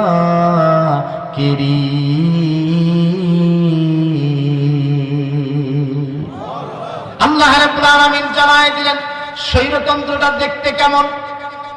ব্যাখ্যাকার আর একটু জোরে বলেন কার? আল্লাহ তাআলা বললেন স্বৈরতন্ত্রের ব্যাখ্যা আল্লাহ দিলেন, ওয়াইদ ইয়ামকুরু বিকাল্লাযীনা কাফারু লিইউসবিতুকা। আল্লাহ তাআলা বললেন স্বৈরতন্ত্রের 1 নম্বর কাম হলো, হে রাসূল, আপনার বিরুদ্ধে এবং আপনার উম্মত যারাই আল্লাহর দ্বীন কায়েম করতে চায় তাদেরকে তারা জেলখানায় পুরে মারে। এটা হলো স্বৈরতন্ত্রের 1 নম্বর চেহারা, 1 নম্বর রূপ। জেলখানার ভিতরে মারতে চায়। কিসে? আরো জোরে বলেন। আল্লাহ রাসূলকেও 3 বছর শিয়াবে আবি তালেবের জেলখানায় আছে। কয় বছর? 3 বছর। এখনো সেই জেলখানা আছে না নাই? আরো জোরে বলেন, আছে না নাই? এই জেলের ষড়যন্ত্র এখনো আছে। নির্দোষ মানুষদেরকে জেলখানার ভিতরে রাখে। আজকে বাংলাদেশের অধিকাংশ জেলখানা নাই, শুধুমাত্র আলেম ওলামাদেরকে দিয়ে ভরপুর করা হয়েছে, ঠিক কিনা বলেন? গোটা জেলখানা কোরআন শরীফ পড়েছে, আছে না? কি আছে না নাই? 2 নম্বর ষড়যন্ত্র হলো আউয়াকুলুকা, আল্লাহ তাআলা বলেন মুনবির কথা। 2 নম্বর স্বৈরতান্ত্রিক ষড়যন্ত্রের প্রথম 2 নম্বর কামটাই হলো যারা আল্লাহর দ্বীন রাসূলের পক্ষে থাকবে এদেরকে হত্যা করা, খুন করা, গুম করা, ফাঁসির মঞ্চে ঝোলানো। সেটাও এখনো আছে না নাই? নাকি আসতে বলেন আছে না নাই? আর একটু জোরে বলেন আছে না নাই? 3 নম্বর হচ্ছে আউয়াকুলুকা, স্বৈরতন্ত্রের 3 নম্বর যুগটা হলো মানুষকে ঘর বাড়ি ছাড়া করা, ইমানদারদেরকে ঘর বাড়ি ছাড়া করে ভুট্টা বাড়ির যেটাই তো লুকি থাকে। আছে না? এ ভাই আছে না নাই? এই কয়টা রূপ দিয়েছে ভাইজান? আরো জোরে বলেন কয়টা? এরপরে আল্লাহ তাআলা একটা ছোট্ট একটা দৃষ্টান্ত দিয়েছে। আমি এই দৃষ্টান্ত আপনাদের কাছে আজকে দিতে চাই, সেটা কোরআনে সূরা আল ইমরান। কোন সূরা? আল্লাহ রাব্বুল আলামিন জানায় দিলেন দুনিয়ার মানুষেরা, আল্লাহ তাআলা বললেন এই পৃথিবীতে আল্লাহ তাআলা একটা ছোট্ট ঘটনা তুলে ধরেছেন। সেই ঘটনাটা হলো আল্লাহ তাআলা বললেন যালিকা মিন আম্বাইল গায়বি নূহিহি ইলাইকা ওয়া মা কুনতা লাদাইহিম إذ يلقون أقلامهم أيهم يكفل مريم وما كنت لديهم إذ يختصمون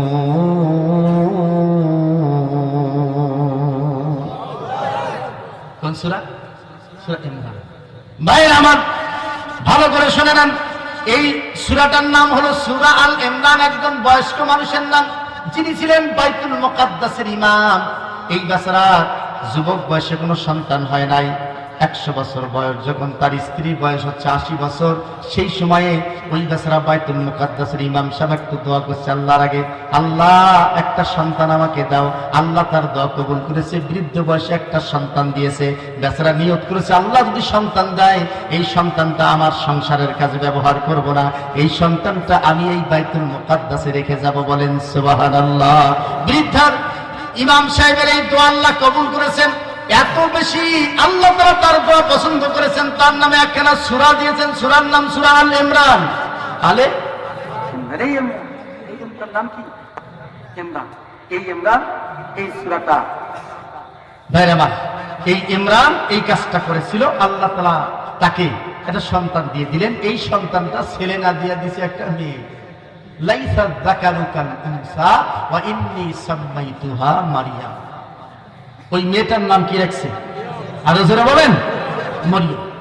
এই সন্তানটা যখন জন্ম হয়েছে গোটা দেশে তোলপাড় হয়ে গেছে, আরে আমার ইমাম সাহেব, কারণ বাইতুল মুকাদ্দাস তো কেন্দ্রীয় মসজিদ, তাই না? যেমন আমাদের আছে এটা কি কয় বাইতুল মুকাররম, বাইতুল মুকাদ্দাসের এই ফ্যানটা না চালু করে ধরে বাবা, বাবা এই বাইতুল মুকাদ্দাসে 6টা একবার আচ্ছা করে কাপড় পেঁচে বাইতুল মুকাদ্দাসে এনে রেখেছে। ওই যে দান করবে, সংসারের কাজে লাগাতে দান করবে। ভাইজান বলেন তো, গোটা দেশে তোলপাড় হয়ে গেছে যে এটা বুড়ো কি বয়সে দেওয়ার একটা সওয়াব, এটা বরকতপূর্ণ একটা বাচ্চা।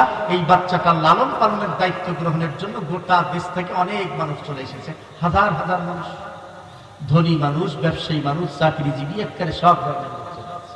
তারা সবাই আসি চায় যে ওই বাচ্চাটা আমাকে দেন। আল্লাহ তাআলা নিজেই বলছেন আমা কুনতা লাদাইহিম ইয ইয়াকতাসিমুন। হে রাসূল, আপনি যদি সেখানে থাকতেন, দেখতেন আমার কি ঝগড়া। কেউ কাছে যে এই মেয়েটা আমার দিলে বড় লোক বানায় দেবো, সব সম্পত্তি রেখে দেবো, কেউ কাছে যে উচ্চ শিক্ষিত করবো। এক একজন এক একটা বাচ্চা হল কয়টা? 6 হল কয়টা? একটা। নিবাসায় হাজার হাজার লোক দিবে টাকা আগে। এই জন্য আল্লাহ তাআলা ওহীর মাধ্যমে একটা পরীক্ষা দিলেন। বলেন সুবহানাল্লাহ।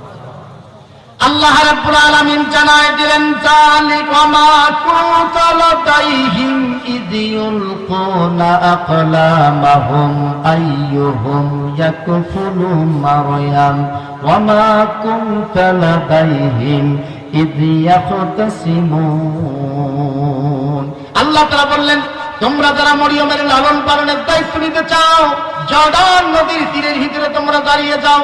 আর সেইখান থেকে জর্ডান নদীর তীরের ভিতরে তোমরা চলে যাও। সব মানুষেরা জর্ডান নদীর তীরে দাঁড়িয়ে গেল।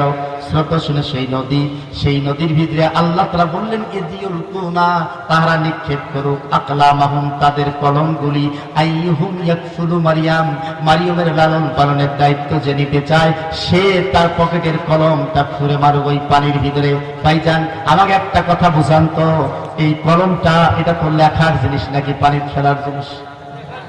আর এটা কেমন আল্লাহ পানির ফেলবার করে? এটা কথা হবে যদি এটা খেয়ার ফেলেবার করে, পাটকাটি যদি ফেলেবার করে আল্লাহ তাও তো একটা কথা। আরে কলম কেমন ফেলেবার করে? সেই ফেলেবার পেছে কে? আরো জোরে বলেন। আল্লাহ পেছে। আকলাম, কলমের বলবছন আকলাম, তাই না? তোমাদের কলম গুলো ফালাই দাও। আরে এটা কেমন কথা? কলম কোন ফালাই? কি নিগুড় রহস্যটা আছে এইটা বোঝার দরকার আছে না নাই? বাইরে আমার শত শত ভাই, হাজার হাজার মানুষ সেখানে দাঁড়িয়ে গেল। তারা তাদের কলমগুলি পকেট থেকে বের করে নিক্ষেপ করা শুরু করলো। কাউরো কাউরো কলম নিক্ষেপ করার সাথে সাথে 180 মাইল বেগে স্পিডে দৌড়ায়, কাউরোটা 160 মাইল বেগে, কারোটা 100 মাইল বেগে, কারোটা 10 মাইল বেগে, কারোটা 5 মাইল বেগে, আর কারোটা এমনি গড়ায় গড়ায় যায়। একটা লোকের কলম মাত্র স্থিতিশীল অবস্থায় থাকলো, সেই লোকটার কলম গড়ালো না। ওই একটা লোকের মাত্র কলমটা গড়ালো না, সব লোকের কলম গড়ে গেল।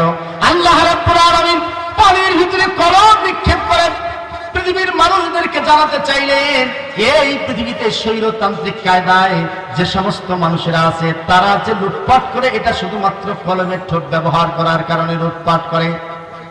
আর একটু আসতে গান ঠিক কিনা ভাইজান? কোটি কোটি টাকার আত্মসাৎ করেছে কি দিয়ে?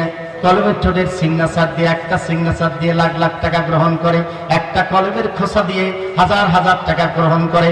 ভাই আমার এই কলমের খোসার এত দাম, তারা এই কলমের খোসাকে ব্যবহার করে নির্দোষ মানুষকে এই কলমের খোসায় দোষী সাব্যস্ত করে ফাঁসির মঞ্চে ঝুলাই দেয়। আবার এই কলমের দাম এত, কলমের খোসাটার মূল্য এত। এই কলমের খোসায় যদি কোনো দোষী মানুষকে কলমের খোসার সিগনেচার দিয়ে নির্দোষ বানায় দেওয়া যায়, এই কলমের খোসা দিয়ে 10কে 20 করে জিতা যায়, আবার 20কে 10 বানায় হারায় দেওয়া যায়। এই কলমের এই কেরামতি আছে না? না আরেকটু জোরে আছে। এই কলমের ঠোঁট দিয়ে যাই বেশি পাইছে তাকে কম করে দেওয়া যায়, আর যাই কম পাইছে তাকে বেশি করে দিয়ে বিজয় করে দেওয়া যায়। এটা কি ব্যবহার করে? আরো জোরে বলেন।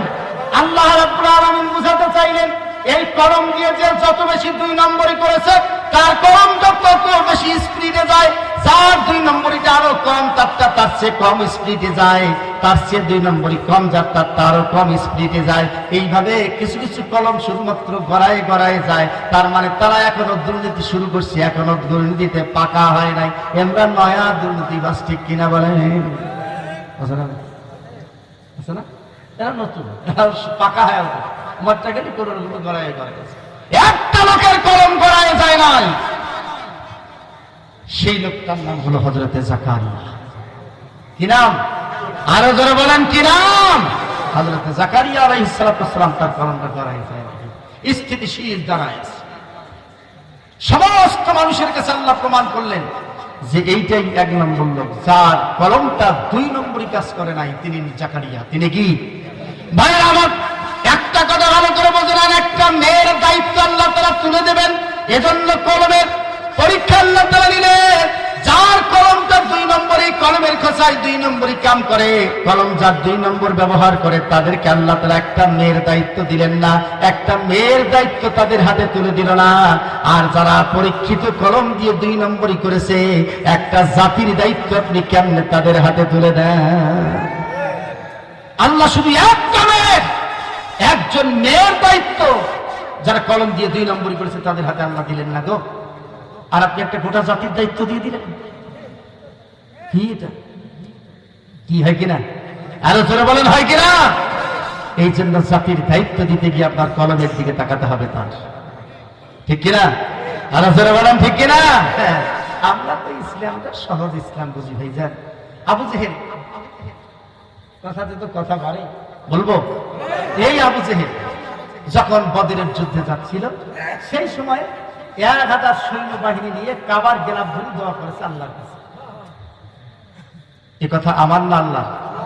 وَإِذْ قَالُوا اللَّهُمَّ إِنْ كَانَ هَذَا هُوَ الْحَقُّ من عندك فأمطر علينا حجارة من السماء أو ائتنا بعذاب أليم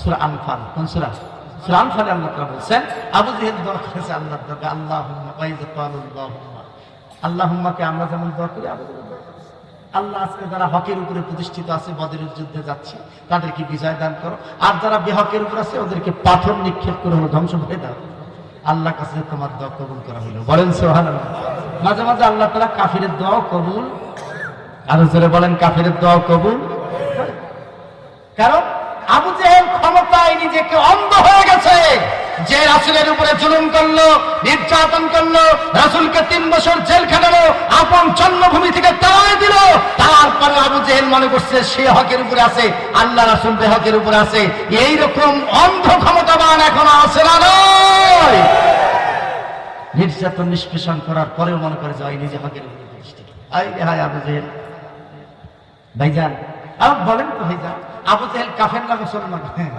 আরে কাফের লোকটা কাবার গেলাম ধরে কেন দোয়া করে এটা কেমন কথা সে একবার দুইবার আরে এই আবু জেহেল মোট হজ করছে 40 বার তার জীবনে হজ করছে কয়বার 40 আপনি যদি সিরাতুন নবীর হিসাবটা পড়ে দেখেন ভাইজান তার জীবনের ইতিহাসটা এই আবু জেহেল 40 বার হজ করিয়া হজ করছে কাবার গেলাম ধরে দোয়া করছে হজটা এমন করছে রে ভাই কাবাকে এত বেশি ভালোবাসতো বেচারা সর্বশেষ ফতোয়া দিয়েছিল কি জানেন এই কাপড়ে হারাম মিশ্রিত থাকতে পারে এই কাপড়ে নাপাকি না লেগে থাকতে পারে অতএব দুনিয়ার কোনো কাপড় দিয়ে তাওয়াফ করা যাবে সব ফলে থিয়া ন্যাংটা হয়ে গেল এটা কিন্তু মহব্বতের ঠেলা এমনি না কিসের ঠেলায় মহব্বতের ঠেলায় এই কামটা করে ফেলেছে এই আবু জেহেল 40 বার হজ করেছে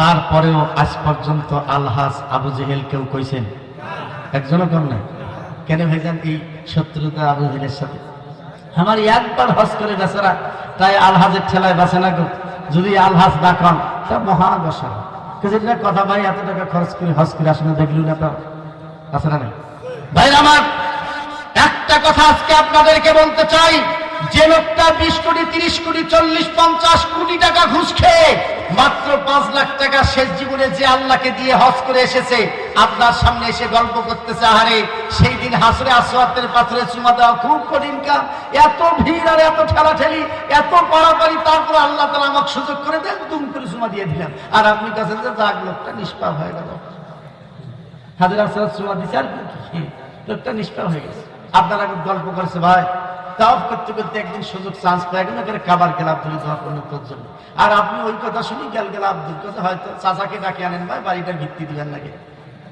ভাইজান বলেন তো 20 কোটি টাকা ঘুষ খেয়ে 5 লাখ টাকা আল্লাহ দিয়ে যদি নিষ্পাপ হওয়া যায় বাকি টাকা যদি হালাল হয় আর জীবনের গোটা যদি সব মাপ হয়ে যাতে এর সহজ ইসলাম আর কোনটা আছে আমার বোঝা কি হয়েছে না ভাইজান খাইছে তো দিলা 20 কোটি আর দিছে আল্লাহ কয় লাখ 5 লাখ দেয় নিষ্পাপ হয়ে গেছে এটা একটা কথা হইল রে ভাই এটার এই ইসলামটা বসে ওই আবু জেহেল মার্কা হজ কার হজ আরে জোরে বলেন আবু জেহেল হজ করছে আর সেই আবু জেহেল হজ করার পরে সেই আবু জেহেল চিন্তা করেছে কি চিন্তা করেছে আবু জেহেল চিন্তা করেছে তাই হোক হজ তো করলে তো সব মাফ হয়ে যায় আর যাওয়া কম কাম করছে বছরে বছরে মাফ করি কয়বার হজ করি একবার হজ করি এইভাবে 40 বার হজ করছে আর এই বেচারা করছে কয়বার একবার আমাদের দেশে যারা কলমের ছোট চুরি করে ভাইজান তারা চোর হয় না গো এই দেশে চোর হয় কারা ওই যে একটা মুরগি চুরি করছে একটা ছাগল চুরি করছে এখন মোবাইল চুরি করে গেছে বাড়ির 2 মণ ধান চুরি করছে ওকে নিয়ে আসিয়া একটা চোর বানিয়া একের হাত পায়ে ডাঙাইতে থানার দিকে তারপরে জেলখানার দিয়ে গেছে বেটা চোর আর যে বেটারা এই কলমের ছোট লক্ষ লক্ষ টাকার আলোকদান মারি খাইলো প্রজেক্ট মারি খাইলো ঘুষ খাইলো মানুষের টাকা আত্মসাৎ করলো জাতির টাকা আত্মসাৎ করে কোটিপতি হলো বাংলাদেশে তারা চোর হয় না তারা হয় নেতা তা না হলো হয় অফিসার ঠিক কিনা বলেন এরা হয় অফিসার নাহলে নেতা এরা কিসের চোর আছে না নাই আর জোরে বলেন আছে না নাই ভাইজান এটা কি করে সম্ভব রে ভাই ইসলামটা কেমনে বোঝায় আজকে আমরা ইসলামটা এইভাবেই বুঝতেছি এটা ভুল থিওরি মেসেজ আমাদের মাঝে আজকে দিচ্ছি। এই মেসেজ ভুল আসার কারণে গজব হচ্ছে। আরো জোরে বলেন কার গজব হচ্ছে? আরো জোরে বলেন কার? আল্লাহ রাব্বুল আলামিন জানায় দিলেন দুনিয়ার মানুষেরা, আল্লাহ তাআলা কোরআনের ভিতরে জানায় দিলেন, ভাইজান ভালো করে খেয়াল করবেন, আল্লাহ রাব্বুল আলামিন কোরআনের ভিতরে জানায় দিলেন, জাহারাল ফাসাদু ফিল বাররি ওয়াল বাহরি বিমা কাসাবাত আইদিন নাস। আছে না নাই? আল্লাহ তাআলা বললেন, জাহারাল ফাসাদু ফিল বাররি ওয়াল বাহরি বিমা কাসাবাত আইদিন নাস লিয়ুযীকাহুম বা'দাল্লাযী আমিলু লা'আল্লাহুম ইয়ারজিউন। তোমাদের উপরে যে গজব আছে এটা তোমাদের হাতের কামাই। কার হাতের কামাই? আমাদের হাতের কামাই। ভাই আমার, আল্লাহ নবী এটার ব্যাখ্যা দিলেন 14টা কারণ। কয়টা? আর একটু আসতে বলেন কয়টা? আল্লাহ রাসূল বললেন, মানিত্তাকাদাল ফাইয়ু দিওয়ানান ওয়াল আমানাতু মাগনামান ওয়াজ যাকাতু মাগনামান ওয়া তু'ল্লিমা লিগাইরিদ্দিন ওয়া তা'র রাসূলু ইন্নাতাহু ওয়া কাওমাহু আদনা সাদিকাহু আকসা আবাহু ওয়া জাহরাতিল আসওয়াতু ফিল মাসাজিদ ওয়া সাদাল কাবিলাতু ফাসিকাহুম ওয়া কানা যাঈমুল কওমি ইরজাহুহু وأكرم الرسول مخافة شره وزهرت القينونات والمعازفات وشربت الخمور ولئن هذه الأمة أولها فارتقبوا عند ذلك ريحا همراء وزلزلة ومسكا وكلفا وآية تتابع كنظام قطع سلكه فتتابع رواه الترمذي أو كما قال عليه الصلاة والسلام। আল্লাহর নবী বললেন 14টি কারণ যদি প্রস্ফুটিত হয় সমাজের ভিতরে আল্লাহর গজব নেমে আসবে। তার এক নম্বর হলো মানিত্তাকাদাল ফাইয়ু দিওয়ানান, ফাও টাকা ইনকাম করে ঘুষ এবং সুদ খাবে। আর বড়লোক হবে, মানুষ তাকে ঘুষখোর বলবে না, সুদখোর বলবে না, বড়লোক বলবে, ধনী বলবে। বুঝতে হবে জাতির বিবেক মরে গেছে, আল্লাহর গজব শুরু হয়ে যাবে। 2 নম্বর হলো আল আমানাতু মাগনামান, মাদ্রাসা মসজিদ স্কুল কলেজের আমানতদারিতা কমিটির ভিতরে যাদেরকে রাখবেন ওই বাচ্চারা তো খাতা পাতি টাকা পয়সা তো খাবে, খাতা পাতি শুদ্ধই খেয়ে ফেলবে, এদের আমানত রক্ষা হবে না। সেই অবস্থা বর্তমান আছে না নাই? যাকাত মাগনামান, যাদেরকে যাকাত ফরজ হয়েছে তারা যাকাত দিতে যাবে না। কয়েকখান যাকাতের শাড়ি আর লুঙ্গি বিতরণ করে মনে করবে যে যাকাত আদায় হয়ে গেছে। 4 নম্বর হলো ওয়াতুল্লিমা লিগাইরিদ্দিন। আল্লাহ নবী বললেন দ্বীনহীন শিক্ষা ব্যবস্থা চালু হবে। দ্বীনি শিক্ষা ব্যবস্থার উপরে কোনো গুরুত্ব থাকবে না। দ্বীনি শিক্ষা ব্যবস্থা মানুষ তার জীবনের রক্ত দিয়ে ঘামের পয়সা দিয়ে মাদ্রাসা মক্তবগুলি চালু করবে। 5 নম্বর হলো আতা রাসূল ইমরাতাহু, আল্লাহ রাসূল বলেছেন সমাজের সর্বস্তরে নারীর নেতৃত্ব চালু হয়ে যাবে, নারীর নেতৃত্ব চলবে। এখন আছে না নয়? ছেলেও ডিগ্রি পাস, মেয়েও ডিগ্রি পাস। রংপুরে গেছে মার্কেট করবে ঈদের আগে, যা দেখবেন যে ওখানে আরো বেশ কিছু মেয়ে বসে আছে। এই স্বামী বেচারার বসার কোনো চান্স নেই, জায়গা নেই। ওই নিজের বউটা ও আবার কাপড় দেখতেছে, রং চয়েস করতেছে, ভ্যানিটি ব্যাগ থেকে টাকা পয়সা বের করে দিচ্ছে। আর এই স্বামী বেচারার তো বসার চান্স নাই, বাচ্চাটা করে নিয়ে পেছনে জুল করে তাকায় কি আছে না? তার মানে নারীর নেতৃত্ব আপনার পরিবারেও আছে, খালি উপর দেখেছেন ভাই, যা নেই নিচে তো আছে না নাই? মানুষ মায়ের নাফরমানি করবে, মা বাবার নাফরমানি করবে, মায়ের নাফরমানি করবে। মানুষ মা এবং বাবাকে দেখতে পারবে না, তাদের জন্য খরচ করবে না। শালা শালি শ্বশুর শাশুড়ির জন্য খরচ করতে কোনো কুণ্ঠিত হবে না। মসজিদগুলিতে সামান্য কথা নিয়ে মসজিদের সভাপতি সেক্রেটারি পদ নিয়ে মসজিদ ভাঙ্গন হয়ে যাবে, একটা মসজিদ ভেঙে 2টি হয়ে যাবে। ওয়াজাহারাতিল কাইনুনাত ওয়াল মাআযাফা, আল্লাহ রাসূল বলেছেন গান বাজনা বাদ্যযন্ত্রের প্রভাবটা বেড়ে যাবে, মানুষ যেন নিত্য সঙ্গী হয়ে যাবে। এই মোবাইল দেখবেন যে গান জুড়ে দিয়ে কানাডা বাড়ি ইয়ারফোন লাগিয়া বুকটা ফাইটটা যায়, গান শুনতে শুনতে প্রাইভেট পরিবার যায়, চ্যাংরা আছে না না? ওয়াজাহারাতিল কাইনুনাত ওয়াল মাআযাফা, গান বাজনা বাদ্যযন্ত্র নিত্য সঙ্গী হয়ে যাবে। আল্লাহ রাসূল বলেছেন সমাজের নেতৃত্ব, জাতির নেতৃত্ব আলেম মানুষরা দেবে না, ফাসিক মানুষদেরকে জাতির নেতৃত্বে বসাবে। আলেম মানুষ যদি যায় তা মনে করবে যে তোমরা আলেম মানুষ, বাবা তোমরা ইমাম মানুষ, তোমরা খাবেন দাবেন জুম্মার ঘরত পড়ে থাকবেন, তোমারও ফির ক্ষমতার লোক শোনা নাই। আরো জোরে বলেন আছে না নাই? ভাইজান বলেন তো ওই জায়গাগুলি যদি কোনো আল্লাহওয়ালা ব্যক্তি না যায় তাহলে ওই পদগুলো খালি থাকবে না পূরণ হবে? খালি থাকবে না পূরণ হবে? চেয়ারম্যান, মেম্বার, এমপি, এগুলোতে যদি কোনো আল্লাহওয়ালা লোক না যায় তাহলে বাংলাদেশে এগুলো বন্ধ থাকবে না পূরণ হবে?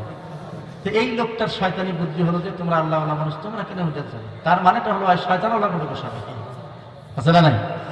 খুব চমৎকার বুদ্ধি। তোমরা আল্লাহওয়ালা মানুষ, তোমরা কেন বাইরে হতে যাবে? আরে আল্লাহওয়ালা যদি না যায় তাহলে তো শয়তানওয়ালা ভরপুর হবে, এটাই তো স্বাভাবিক, ঠিক কিনা বলেন? এরপরে আল্লাহ রাসূল বললেন ওয়াকানা সাইমুল কওমি ইরজানুহুম ওয়া উকরিমার রাসূলু মুখাফাতা শাররিহি। মানুষ মানুষকে সালাম দিবে ভয়ের কারণে, সামনে দেখা হলে বলবে আসসালামু আলাইকুম, আর যখন চলে যাবে ভাইজান কবে যে এই ব্যাটার সে ক্রিমিনাল, আমার এলাকাদার কামনা। এই সালামটা সম্মানে দিছে, সম্মানে দিছে না ভয়ে দিছে? কোনটা? ভয়ে সালামের প্রচলনটা চালু হয়ে যাবে।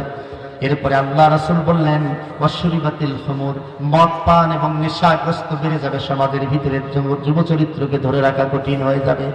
এরপর আল্লাহ রাসূল বললেন ওয়ালুইনা হাযিহিল উম্মতি আমওয়ালুহা, যারা এই পৃথিবীতে সেই সময় সৎ জীবন যাপন করবে মানুষ তাকে বোকা মনে করবে। দুইটা ছেলে একই সাথে চাকরি করে একটা ঘুষ খেয়ে বিশাল বিল্ডিং দিছে, আর একটা ঘুষ খায় না। মানুষ কাছে ভাই এটা বোকা চাঙ্গা, যিনি একসাথে চাকরি করে পদবি করে আর এই কিছু করবে, এটা বোকা চাঙ্গা। আল্লাহ রাসূলের কথা বলছেন, আল্লাহ রাসূলের কথা বলেছেন। আরে এটা আজকে চলছে, ঠিক কিনা বলেন? বিসমিল্লাহির রহমানির রহিম। সম্মানিত অভিভাবকবৃন্দ, আসসালামু আলাইকুম। ভর্তি চলছে, ভর্তি চলছে, ভর্তি চলছে। আল হেলাল ক্যাডেট মাদ্রাসায় আবাসিক ও অনাবাসিক বিভাগে ভর্তি চলছে। উত্তরবঙ্গে এই প্রথম ইংলিশ এবং আরবি ভার্সনে প্লে থেকে আলিম শ্রেণী পর্যন্ত ভর্তি চলছে। এছাড়াও হিফজ শাখায় নুরানি, নাজেরা ও হিফজ বিভাগে ছাত্রছাত্রী ভর্তি চলছে। সন্তান আপনার সুশিক্ষায় শিক্ষিত করার দায়িত্ব আমাদের, তাই আজই আপনার সন্তানকে ভর্তি করুন মাদ্রাসায়। ইসলামী শিক্ষার পাশাপাশি বিতর্ক প্রতিযোগিতা, কুইজ, ইসলামী সঙ্গীত এবং বক্তৃতায় আপনার সন্তানকে দক্ষ করে গড়ে তোলা আমাদের কাম্য। আমাদের ছাত্রছাত্রীদের যাতায়াতের জন্য নিজস্ব পরিবহন ব্যবস্থা বাস রয়েছে। যে সকল স্থান হতে আমাদের পরিবহন ব্যবস্থা রয়েছে: দেউতি, সৈয়দপুর, কদমতলা, পীরগাছা, পশ্চিম দেবু, নেকমামুদ, পাউটানা, রতনপুর, ভায়ারহাট, টেপামধুপুর, অন্নদানগর, বড়দারগা, দামুরচাকলা, কালীগঞ্জ এবং সাতদুর্গা। আরও রয়েছে উন্নত আবাসিক ব্যবস্থা, সার্বক্ষণিক নজরদারির জন্য সিসি ক্যামেরা ও নিরাপত্তার ব্যবস্থা। ভর্তির জন্য যোগাযোগ করুন প্রতিষ্ঠাতা ও অধ্যক্ষ মাওলানা মোহাম্মদ ইসরাফিল আলম হেলালি, আল হেলাল ক্যাডেট মাদ্রাসা, মমিন বাজার, পীরগাছা, রংপুর। মোবাইল নম্বর 01744895938 অথবা 01727860348। বিশেষ দ্রষ্টব্য, অত্র মাদ্রাসায় 100 জনেরও অধিক শিশু বক্তা রয়েছে।